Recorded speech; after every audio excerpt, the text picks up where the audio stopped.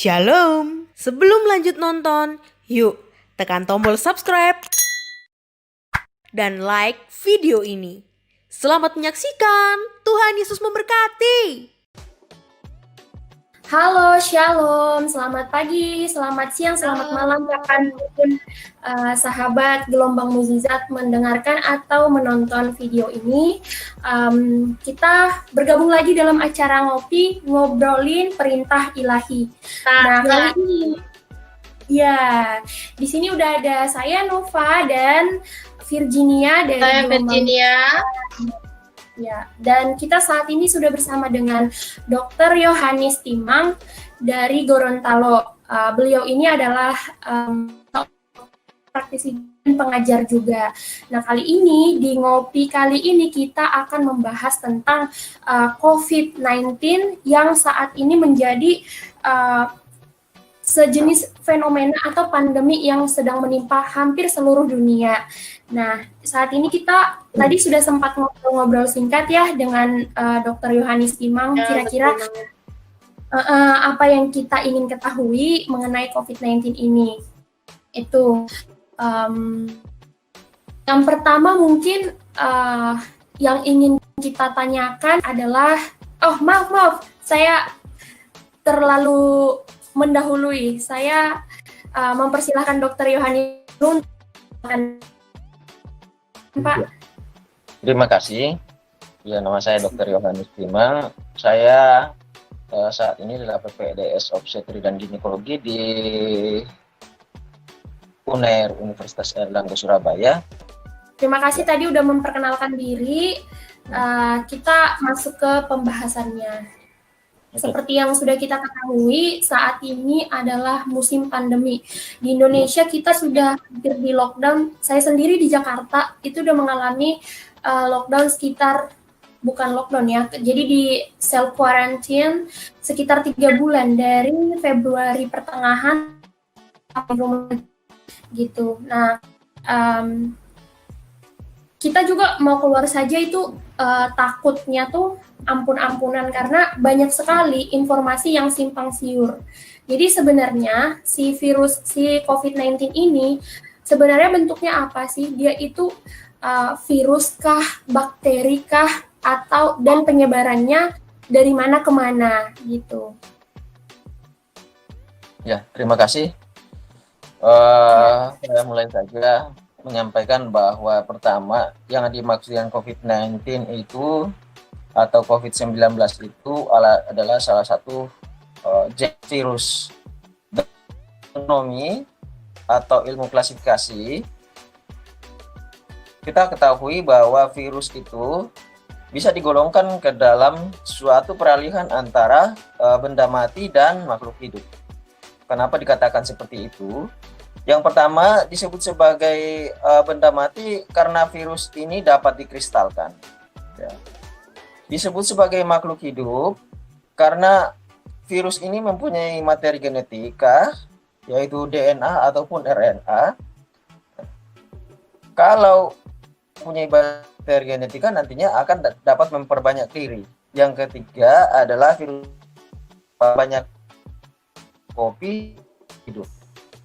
Jadi istilahnya virus ini bukan dia anak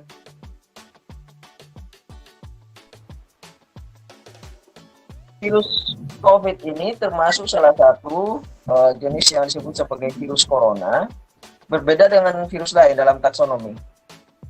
Virus corona ini mempunyai tambahan di luar kapsid proteinnya, namanya crown, dan karbohidrat. Jadi intinya virus itu ada dua bagian saja. Intinya di bagian yang paling dalam itu materi genetikanya, dibungkus bagian luar itu namanya kapsid atau selubung protein.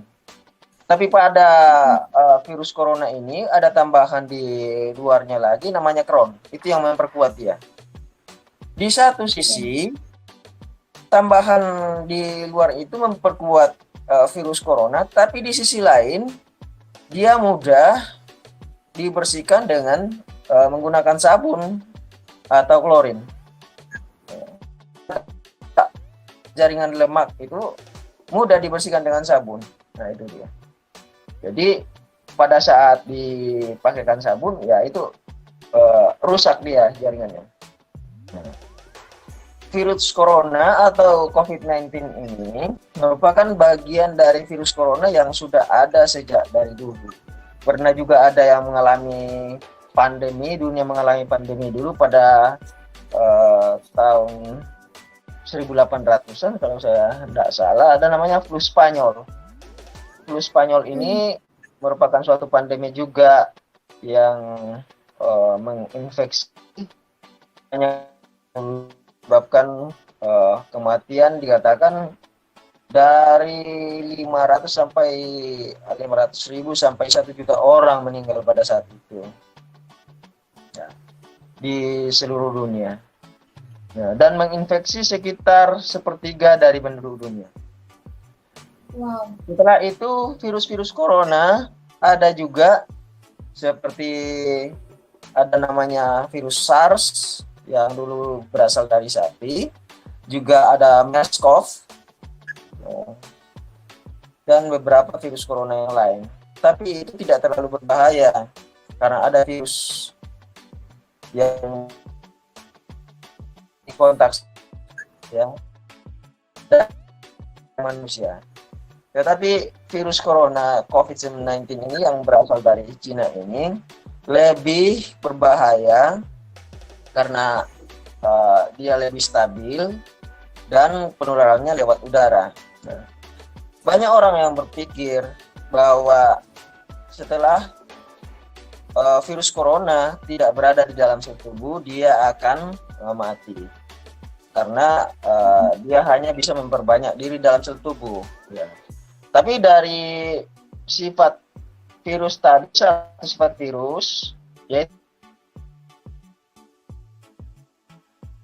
berarti dia mengkristal itu sudah mati, tidak begitu.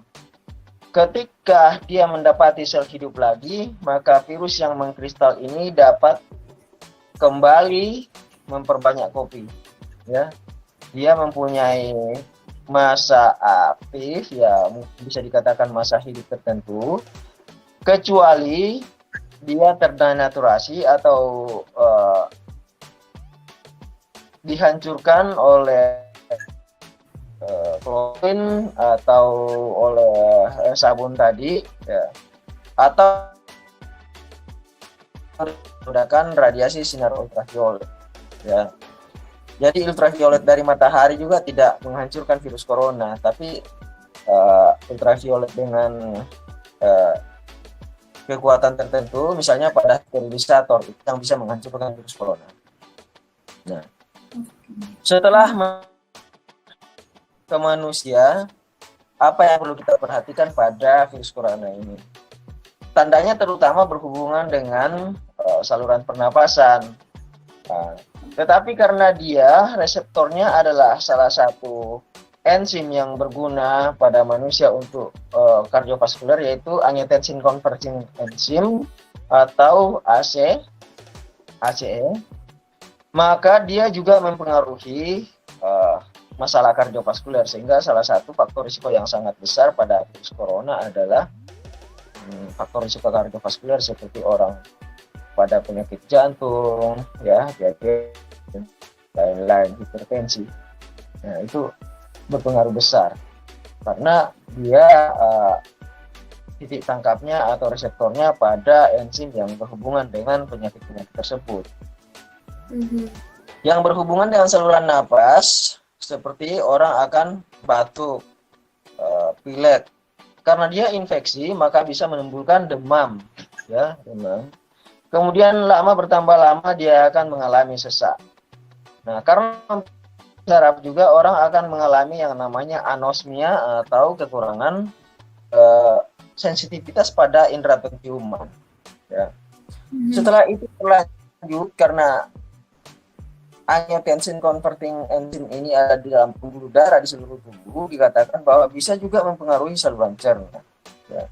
Orang bisa malah diare dan lain sebagainya. Nah, itu kalau sudah lebih lanjut.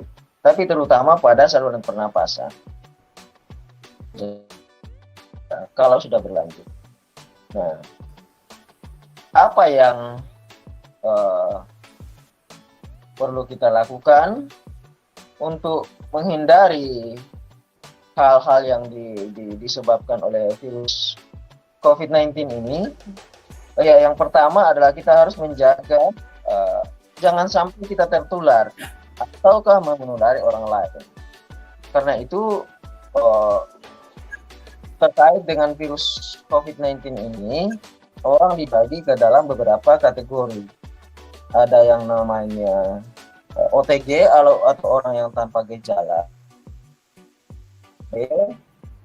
orang dalam pemantauan PDP, ya, pasien dalam pengawasan, dan orang yang dikatakan terkonfirmasi. Orang yang tanpa gejala ini sebenarnya orang yang sudah terinfeksi virus COVID-19, tapi tidak mempunyai gejala, dia seperti orang sehat yang biasa. Karena daya tahan tubuhnya kuat. Ya, daya tahan tubuhnya kuat.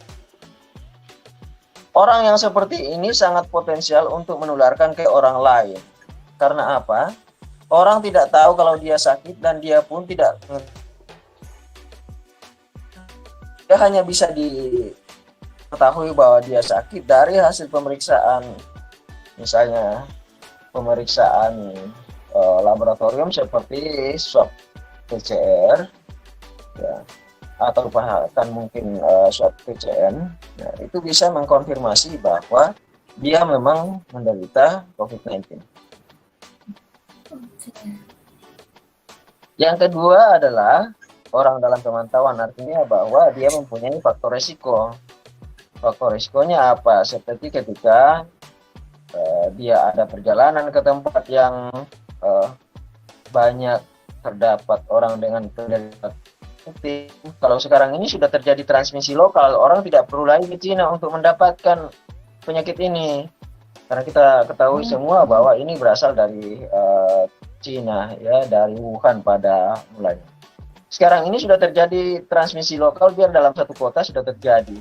Hampir seluruh daerah kita di Indonesia ini sudah merupakan zona merah, artinya terinfeksi oleh virus corona dan terjadi penularan transmisi lokal di setiap daerah itu. Pasien dalam pemantauan artinya bahwa sudah bergejala dan kemudian setelah dilakukan pemeriksaan kita dapati rapid test yang positif, ya. Namun pada rapid test yang positif ini belum pasti bahwa orang itu positif COVID-19 karena ada beberapa yang bisa terjadi reaksi silang yang menyebabkan menghasilkan antibodi yang sama terhadap COVID-19, karena prinsip dari rapid test ini adalah pemeriksaan terhadap antibodinya. Ya, beberapa virus yang lain itu bisa menyebabkan positif pada pemeriksaan rapid test COVID-19. Oleh karena itu, bila rapid testnya positif, sebaiknya dilanjutkan dengan pemeriksaan swab PCR maupun PCR untuk lebih memastikan. Tapi harus tetap diperlakukan sama seperti orang dengan COVID-19 yang terkonfirmasi.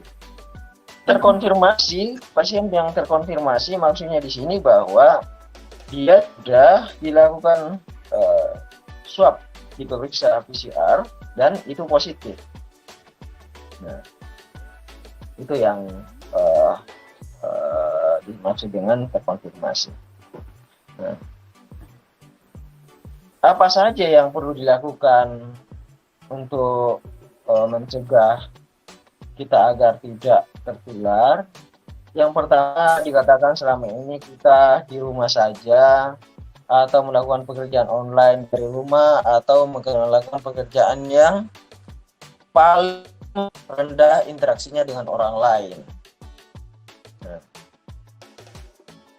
yang kedua, dikatakan bahwa kita melakukan yang namanya physical distancing atau sebelumnya disebut sebagai social distancing. yaitu menjaga jarak. Dikatakan lebih baik kita menjaga jarak 2 meter antara satu dengan yang lain.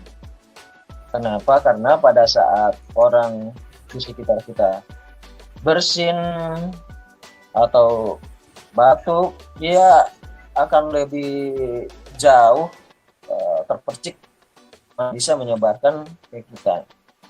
Yang ketiga, kita pakai masker. Ya. Kita pakai masker. Masker itu masker apapun paling tidak ada melindungi kita dari COVID-19. Jadi memang yang terbaik untuk COVID-19 ini adalah masker N95, kemudian masker beda, tetapi masker-masker yang lain pun sudah jauh lebih menjaga kita dari penyebaran virus ini daripada tidak bermasker sama sekali. Jadi kalau kita bermasker dan orang lain tidak bermasker, kita bisa tertular. Atau sebaliknya, kalau kita tidak bermasker dan orang lain bermasker, ya seperti itu. Yang berikutnya adalah kita sering-sering mencuci tangan. Mencuci tangan dengan sabun, karena seperti yang sudah saya sampaikan tadi, bahwa sabun ini merusak bagian luar dari virus COVID-19 ini, yaitu bagian dari crown-nya, atau kalau pada bakteri disebut sebagai membrannya atau dindingnya, tapi pada virus ini namanya kapsidnya, karena dia tidak merupakan suatu dinding yang kompleks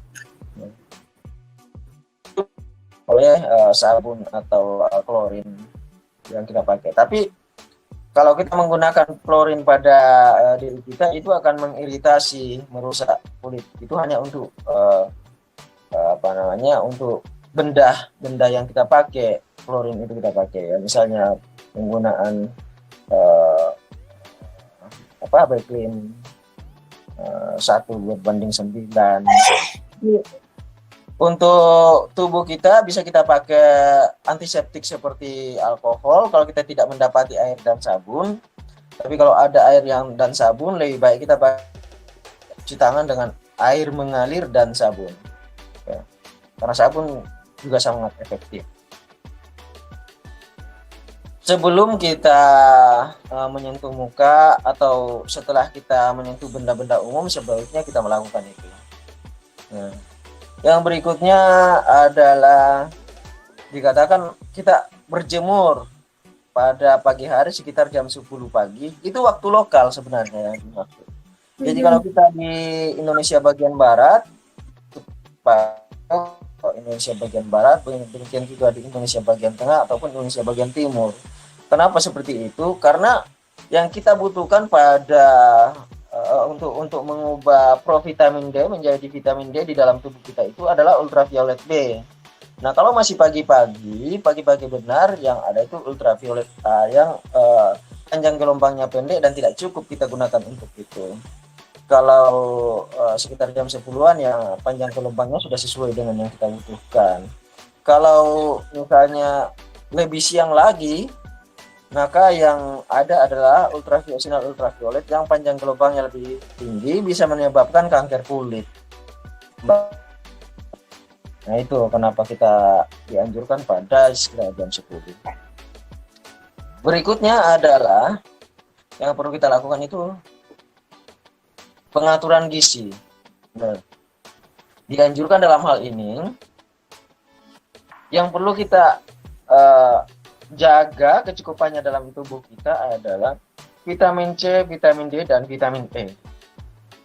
Vitamin C itu vitamin yang larut dalam air. Jadi kalau agak banyak dosisnya, kalau tinggi dosisnya, kita minum banyak air putih, bisa keluar lewat saluran kencing, lewat pembuangan urin, keluar lewat urin.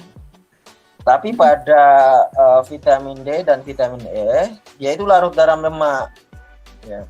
Jadi dosisnya tidak boleh terlalu tinggi kalau vitamin D dan vitamin E. Karena larut dalam lemak, banyak jaringan tubuh kita juga yang terdiri atas jaringan lemak, seperti otak dan jaringan lemak juga itu.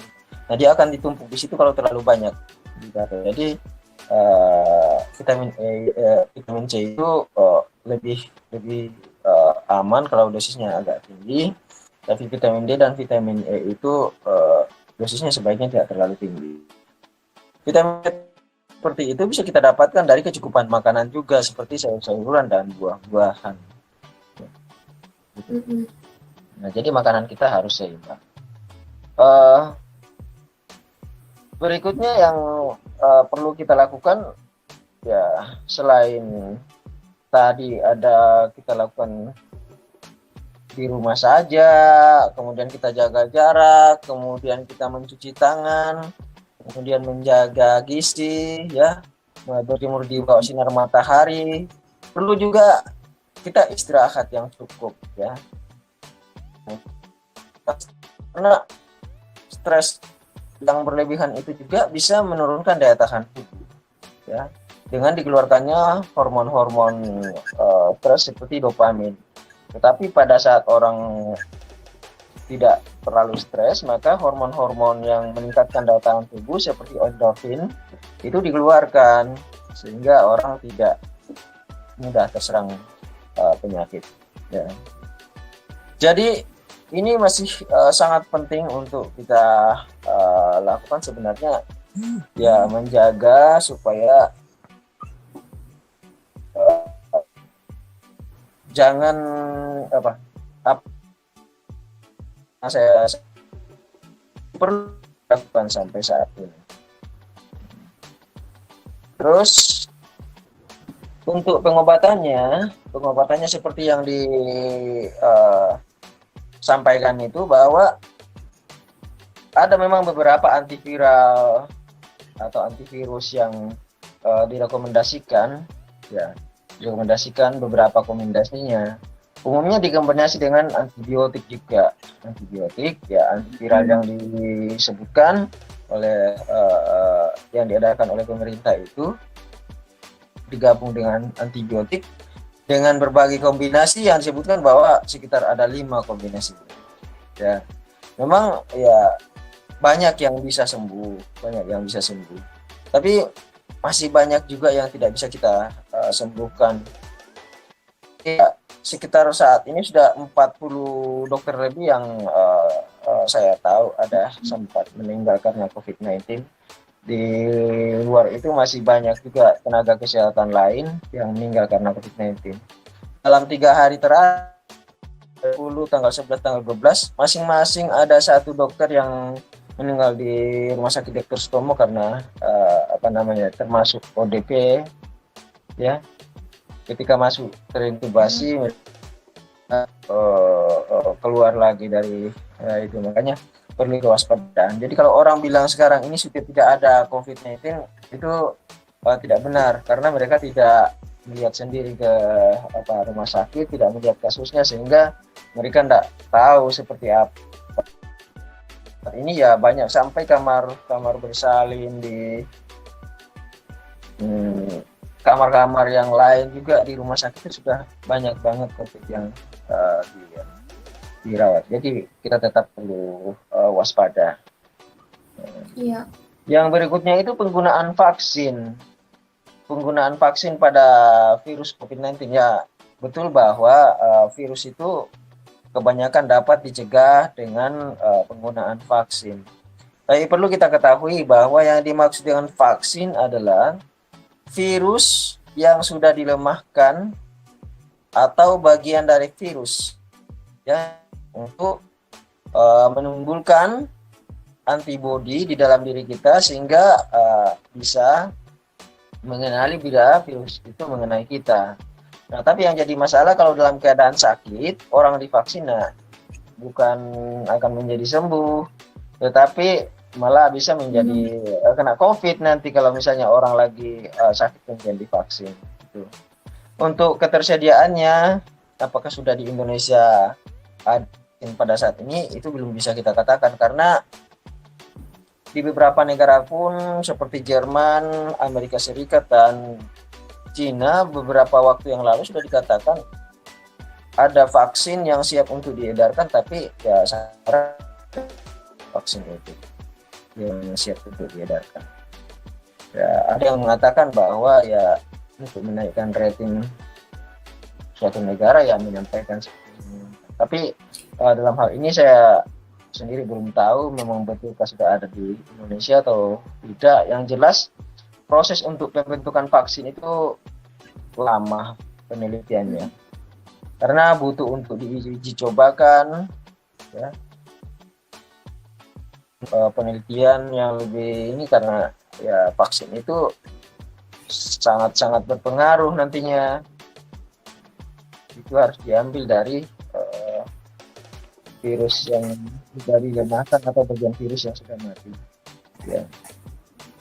Dan mungkin itu dari saya semacam pengantar yang bisa kita gunakan sebagai bahan diskusi. Kalau ada yang mau bertanya nanti kita diskusikan. Oke, terima kasih Dokter Yohanes atas pemaparannya, sudah cukup jelas ya, bahkan tadi udah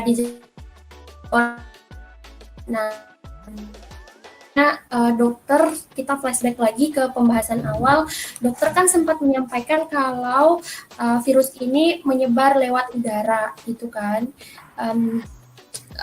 Berarti selama di udara dia sebelum nyampe ke orang itu kan berarti ada jedanya, ada tempo waktunya gitu dokter, dia bertahan di udara. Nah virus ini kira-kira itu bertahan di udara tuh seberapa lama? Ya, jadi dikatakan bahwa virus ini bukan menular lewat udara ya. Jadi saya sampaikan bahwa menurut referensi yang saya dapatkan bahwa bukan menular lewat. Jadi kan ada virus. Tidak seperti itu. Jadi jangan terlalu panik dan takut bahwa dia menular lewat udara, tidak.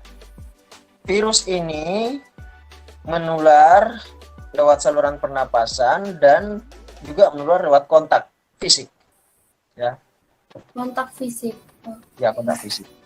Jadi virus ini berasal dari saluran pernapasan. Ketika orang berbicara, bisa sampai 1 meter atau 1,5 meter keluar dari mulutnya. Jadi itu terutama dikatakan melalui droplet, ya. Dan yang kedua melalui aerosol, ya. Droplet itu adalah suatu percikan yang berasal dari pada saat orang bersin atau batuk. Nah, itu bisa sampai 1 meter, 1,5 meter. Makanya dikatakan jaga jarak sampai 2 meter lebih baik. Nah, untuk mencegah itu kita menggunakan masker. Sehingga terhalang pada saat orang lagi batuk dan kita ada di sekitarnya, atau kita batuk dan ada orang di sekitar kita. Jadi sama-sama harus saling menjaga. Baik yang batuk itu ya menjaga supaya tidak tertular, maupun kita bicara, ya. Pada saat kita bicara kan kadang ada percikan juga keluar. Ya. Nah, kemudian yang dimaksud dengan aerosol itu pada saat ada penata laksanaan, misalnya membuka mulut dan kemudian berbicara atau keluar udara dari saluran nafas, itu namanya aerosol. Percikannya apa? Partikelnya lebih kecil tapi juga sudah mampu membawa virus. Iya. Nah, dari salah satu referensi yang dikeluarkan pada sekitar bulan Maret lah, bahwa virus ini di udara sampai 3 jam. Sampai 3 jam informasinya begitu. Tapi ya terus terang saya sendiri belum mendapat penelitiannya tentang 3 jam bertahan di udara. Tapi pernah diinformasikan bahwa itu bisa sampai 3 jam. Yang jelas dia bisa menular lewat aerosol maupun droplet tadi. Ya. Kemudian yang kedua, pada saat kita memegang saluran napas, misalnya hidung, ya, mulut kita, itu di sekitar kita, itu kan nempel di tangan kita virusnya. Ketika kita memegang barang-barang, misalnya meja atau buku atau komputer, gagang pintu, lift, dan lain-lain sebagainya, itu bisa menempel di situ. Dan datanglah orang lain memegang juga, nempel di tangannya lagi. orang lain itu pergi lagi pegang barang lain, nempel lagi di situ karena virus ini kan kecil banget. Ukurannya mikron, ukurannya ya dalam mikrometer yang tidak bisa kita lihat dengan mata telanjang. Jadi bisa menempel di mana-mana yang disentuh itu.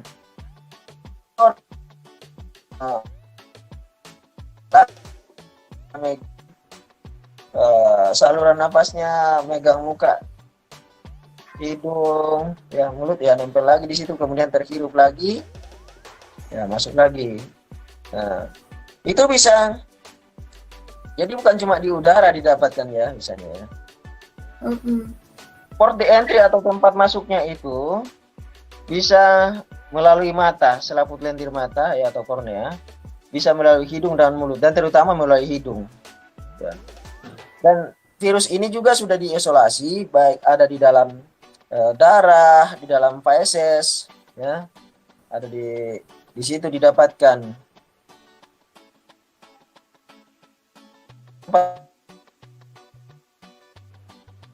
Feses, nah feses kan bisa melewati ini.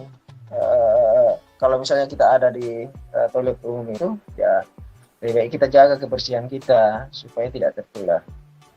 Nah, itu yang kita bisa dapatkan dari situ. Ada di dalam darah juga, diisolasi dari darah juga ada.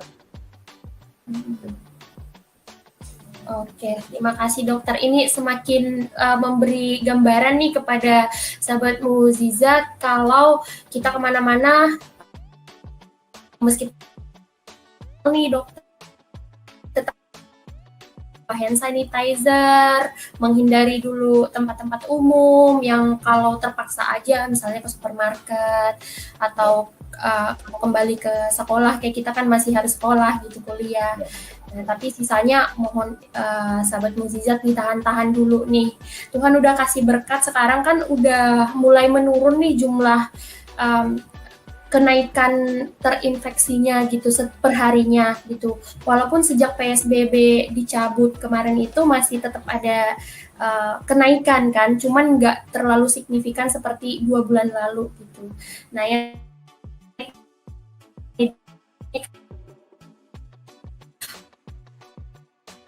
sudah sembuh dari COVID-19, berarti dia akan kembali beraktivitas lagi. Nah, ini ada kemungkinan nggak sih dokter dia bakalan terjangkit 2 kali? Ada virusnya itu bisa kembali hidup di tubuhnya atau dia terpapar lagi? Itu ada kemungkinan nggak begitu? Ya.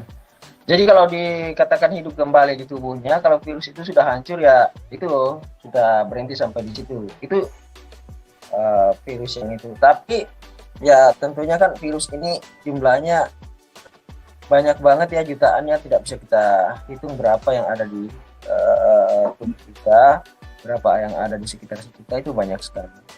Dan kemudian dikatakan bahwa strain-nya itu bervariasi ya, atau tipenya bervariasi. Sudah bukan satu jenis lagi yang ada di kita ya. Kemudian di dunia ini ya, sudah ada beberapa strain. Dari jurnal yang dikeluarkan dikatakan bahwa dari Cina itu ada orang yang terinfeksi kembali setelah dikatakan sembuh dari virus COVID-19. Kemudian salah satu dokter almarhum yang namanya Dr. Michael dikatakan waktu itu sudah di swab PCR negatif ya. Setelah dia dinyatakan negatif, informasi yang saya dapatkan bahwa kemudian pulang ke rumah dan kemudian sesaat kembali masuk rumah sakit, dan akhirnya ya beliau tidak bisa tertolong waktu itu. Jadi ada beberapa informasi yang mengatakan bahwa orang bisa terinfeksi kembali oleh virus COVID-19 ini. Ya, apakah dengan strain yang berbeda atau sama, ya saya belum mendapat informasi yang cukup tentang itu. Jadi yang bisa saya sampaikan. Oke, Virginia ada pertanyaan mungkin? Ya, kalau boleh tahu nih, dokter kan yang saya lihat di WA nih ada pakai seragam COVID gitu kan, kayak ada pakai semua apa namanya properti Perlindungan diri. ya, perlindungan diri gitu ya, kayak tenaga medis pada umumnya. Nah itu kalau boleh tahu dokter bertugas atau ditugaskan di mana ya dok? Oh iya, jadi setiap keluar rumah itu kita wajib pakai masker. Ya, saya keluar rumah saya mesti pakai masker dan kacamata karena saya tahu bahwa di luar sana itu kita tidak tahu apa kita atau kita akan tertular dari orang lain. Jadi kita tahu diri kita sendiri ini itu positif membawa COVID atau tidak, karena kita jarang diperiksa kan. Apalagi orang-orang di luar negara medis memeriksakan diri. Memeriksakan diri, bahkan mungkin jadi ya kita perlu menggunakan alat pelindung diri. Kalau kita di tempat yang sangat berisiko, misalnya tenaga medis, ya kita sudah diwajibkan untuk menggunakan alat pelindung diri. Ada level-level tertentu. Ya, jadi kita itu menggunakan alat pelindung diri, baik itu menangani pasien umum di poli yang dikatakan tidak ada pasien COVID, maupun di ruangan, tetap kita menggunakan alat pelindung diri. Nah, kita menggunakan coverall, kita menggunakan face shield, menggunakan face shield itu ya pelindung muka. Kemudian kita menggunakan masker bedah minimal kalau di rumah sakit. Ya kalau lebih ke berisiko kita menggunakan masker N95. Ya. Pada saat menangani pasien COVID lebih ketat lagi. Berapa lama sih sebenarnya hasil tes darah itu? Itu tergantung dari ininya, atau yang diambil darahnya itu cepat aja, tapi itu rapid test maksudnya ya. Itu saja bisa dalam waktu hitungan hari atau jam. Kalau rapid test itu yang saya bilang tadi, kalau rapid test itu belum pasti, tapi sudah harus diperlakukan sebagai pasien COVID karena sudah sangat berisiko. Dia harus ditaruh di ruang ditempatkan di ruang isolasi. Untuk mengkonfirmasi biasanya dilakukan swab PCR. PCR itu agak lebih lama biasanya. Ya, kalau di bisa sini waktu berapa lama? Kami di sini dalam hitungan hari, kadang mungkin sampai hitungan beberapa hari baru keluar kalau swab PCR. Itu lebih mengkonfirmasi. Jadi tidak langsung pada hari itu juga keluar 2-3 hari. Ya. Berarti itu lebih dari 3 hari. Ya mungkin sekitar itu ya, tergantung dari senternya masing-masing mungkin ya, atau tergantung mungkin antriannya di situ. Saya tidak tahu pasti, yang jelas itu tidak langsung keluar pada hari itu juga. Yang berikutnya, untuk luka operasi tadi, operasi itu baik ya. Satu hari setelah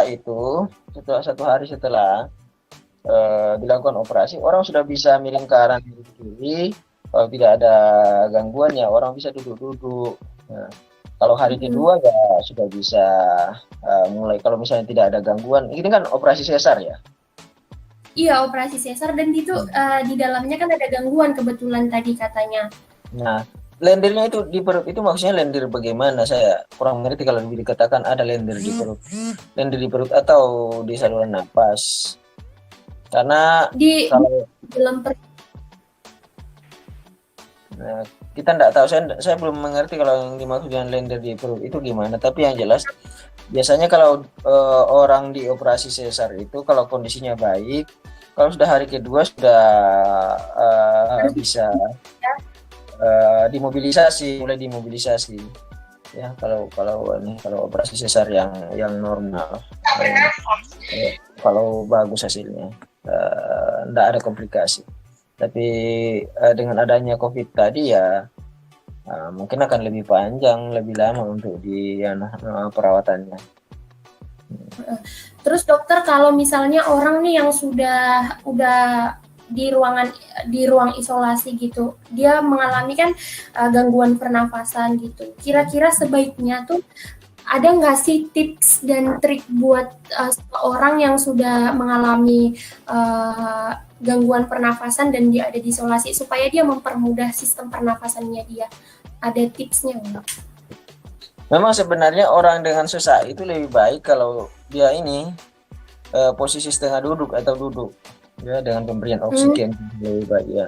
Kalau karena biasanya orang dengan sesak itu kalau dia berbaring terlentang di bawah dia akan terasa sesak, ditambah sesak karena ya dadanya akan tertekan oleh organ dari perut sehingga dia bertambah sesak. Tapi kalau misalnya dalam posisi setengah duduk atau posisi duduk itu akan lebih baik. Tapi pada hari kedua dengan orang post operasi tadi saya sudah bisa untuk duduk. Nah, nanti dikonfirmasi ke dokternya yang ada di situ. Oke. Terima kasih dokter. Terus ada lagi nih satu lagi yang mau saya tanyakan. Ini general sih sebenarnya. Kalau misalnya kita sebagai pasien COVID nih, kan kita mungkin obat terus-menerus bisa masuk. Cuman ada beberapa orang yang saya dengar dan artikel yang saya baca itu mereka mengonsumsi rempah-rempah gitu. Apakah memang secara ilmiah, secara ilmu kedokteran ini rempah-rempah itu bisa membantu gitu, dokter? Dan Intinya kalau misalnya membantu rempah-rempah apa? Gitu. Ya, intinya sebenarnya untuk penyakit virus pada umumnya, cara untuk melawan itu ya meningkatkan daya tahan tubuh. Ya. Jadi kita menjaga daya tahan tubuh kita, entah itu dari rempah-rempah atau entah itu dari sumber protein, makanan yang seimbang, itu akan bisa melawan. Tapi itu tidak bisa kita katakan sebagai obat COVID, karena secara umum virus itu bisa diatasi dengan meningkatkan daya tahan tubuh kita. Tapi bukan berarti ya dengan makan atau mengkonsumsi obat itu kita sudah akan sembuh dari COVID, ya. Tapi Karena itu ya, sebagai memperkuat imun tubuh kita aja begitu ya? iya, meningkatkan daya tahan tubuh. Jadi tidak bisa kita sebut secara spesifik bahwa itu obat COVID, tidak. Oke. Baiklah dokter, terima kasih untuk sharingnya yang sudah sangat panjang dan memberikan sangat insightful lah ke kita, karena selama ini kan masih mengawang-awang nih kenapa tidak sedetail yang dokter tadi udah sampaikan ke kita semua. Jadi sahabat Gelombang Mukjizat juga bisa mendengarkan, mengulang kembali atau share ke keluarga, teman-teman gimana sebenarnya COVID ini sebenarnya apa gitu. Meskipun di luar sana kan banyak yang mengira COVID ini tuh sebenarnya ini terpaan media sih ya. Jadi seperti yang saya alami gitu. Ada beberapa teman-teman saya yang ngeyel gitu dokter kalau dibilangin, kayak misalnya dia lebih mempercaya COVID ini sebenarnya konspirasi. Jadi mereka lebih tidak bisa membedakan mana yang harus dipercaya atau enggak. Tapi dengan adanya penjelasan dokter ini kita tahu sebenarnya secara ilmiah ini si virus ini bisa dibuktikan dia bisa dites seperti ini, sistem penyebarannya tadi lewat sentuhan, tapi bisa bertahan juga, bisa menyebar lewat kalau orang bersin, kalau kita jaraknya dekat, kita bisa kena gitu ya sederhananya, tetapi komplitnya tadi dokter sudah jelaskan begitu. Terus sebagai penutup saja, saya tadi udah menyimpulkan beberapa kayak yang dokter sudah bilang, sebenarnya virus ini vaksinnya kan belum, kalau orang yang sakit malah divaksin malah bisa kena gitu kan. Tapi yang kita lakukan adalah untuk orang sehat nih, kita harus menjaga sistem kekebalan imun kita dengan makanan-makanan sehat, terus meminum vitamin C, karena vitamin C itu tadi mudah larut dalam air dan dosisnya bisa dalam bentuk yang lebih banyak gitu dibandingkan D dan E tadi, karena dosisnya harus sedikit dibandingkan yang C tadi ya. Jadi yang sumber vitamin C mungkin sahabat Gelombang Mukjizat sudah bisa dapatkan makanan apa saja. Singkatnya ya simpelnya mungkin jeruk gitu ya, rajin-rajinlah sahabat Gelombang Mukjizat makan jeruk. Terus sekarang new normal nih, kita harus mensyukuri karena Tuhan memberikan kita kesempatan kembali beraktivitas, kembali sekolah, kembali kuliah, kembali kerja, dan ini sebuah semangat baru kan, Tuhan udah kasih kesempatan. Tapi jangan sampai disia-siakan sahabat gelombang mukjizat, karena kalau sampai salah arah lagi, ada kemungkinan kita bisa terpapar kembali seperti yang sudah ada di artikel-artikel, atau nggak terpapar kembali, atau bisa kena virus lain gitu. Jadi kita harus tetap mengikuti peraturan-peraturan yang berlaku, menggunakan masker yang kedap udara, kalau bisa menggunakan kacamata, kalau naik transportasi online yang motor pakai helm sendiri gitu, pakai baju panjang tangan, pakai celana panjang, pakai sepatu, sampai rumah jangan kemana-mana dulu, jangan sentuh apa-apa dulu. Iya, langsung bersihin diri dulu. Jangan kemana-mana bawa hand sanitizer, karena kita nggak tahu kita akan ketemu siapa dan kita akan bertemu situasi yang bagaimana. Jadi selalu membentengi diri dengan persiapan-persiapan yang emang sudah harus wajib kita lakukan di new normal ini gitu. Terima kasih Dokter Yohanes sudah share ke kita ilmu pengetahuannya yang sangat luar biasa ini. Ini cukup memberkati ya buat kita dapat berkat ilmu dari dokter, kita bagaimana kita seharusnya menyikapi gitu kan. Kita harus lebih mempercaya tim medis.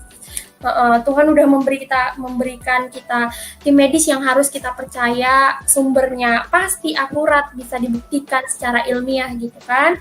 Jadi sekian dulu untuk hari ini. Kita udah mendapatkan insight yang sangat berguna. Semoga ini tuh kita manfaatkan dan kita menjalani kehidupan new normal dengan sistem penjagaan diri yang tetap waspada juga dengan semua kebutuhan, dan jangan lupa tetap berdoa ya. Itu saja dari Virginia mungkin. Ya, untuk Sobat GMTV jangan lupa channel kita di like, share, komen. Kalau ada pertanyaan dari sobat-sobat semua di komen. Terus jangan lupa subscribe, juga hidupin lonceng notifikasi supaya dapat update-update dari game terbaru. Karena kita bakalan sharing dengan beberapa orang lain lagi seperti dokter ini. Terima kasih dokter. Mungkin dokter ada pesan-pesannya untuk menyemangati para tim medis atau saudara-saudara dimanapun berada saat ini. Ya, terima kasih. Sebagai penutup saya sampaikan bahwa jangan berpikir bahwa new normal itu akan sama kembali seperti dulu, di mana kita beraktivitas tanpa alat pelindung diri dan sebagainya.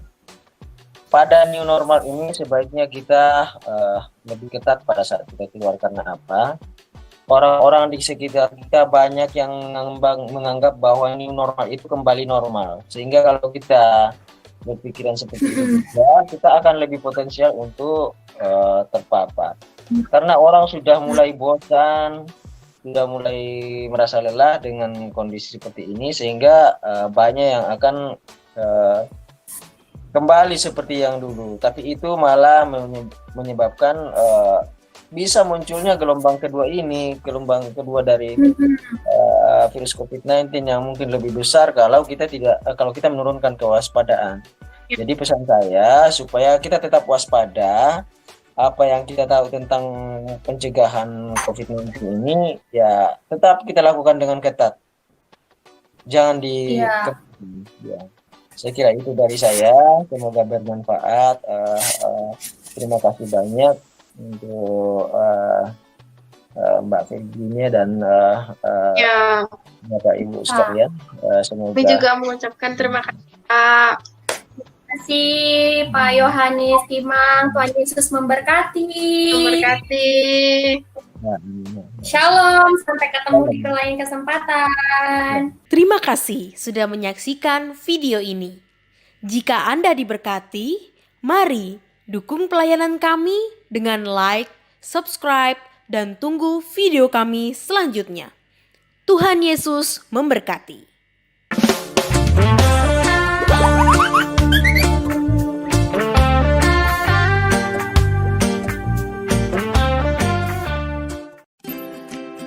jadi orang Kristen, pengen dong diakuin juga. Ya semacam identitas kalau aku Kristen. Tapi mau beli kalung, beli Alkitab, di mana ya?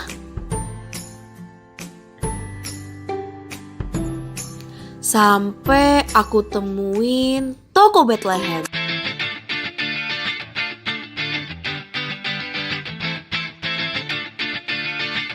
Ayo, Bethlehem sekarang!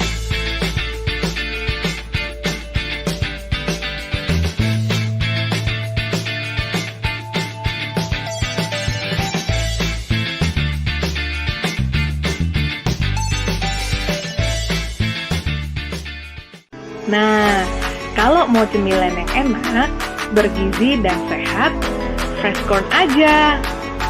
Karena fresh corn selain enak, bergizi dan sehat, fresh corn juga tersedia dalam berbagai rasa sesuai selera kita. Dan fresh corn dijual loh di mall-mall terdekat. Beli fresh corn sekarang juga. Louvre merupakan toko pakaian dalam berkualitas di kota Jambi. Menyediakan berbagai jenis pakaian dalam pria dan wanita, toko Louvre terletak di Jambi Prima Mall Trona lantai dasar. Toko underwear Louvre menyediakan berbagai macam merek seperti merek Sorex, Stanley, serta berbagai macam merek lainnya.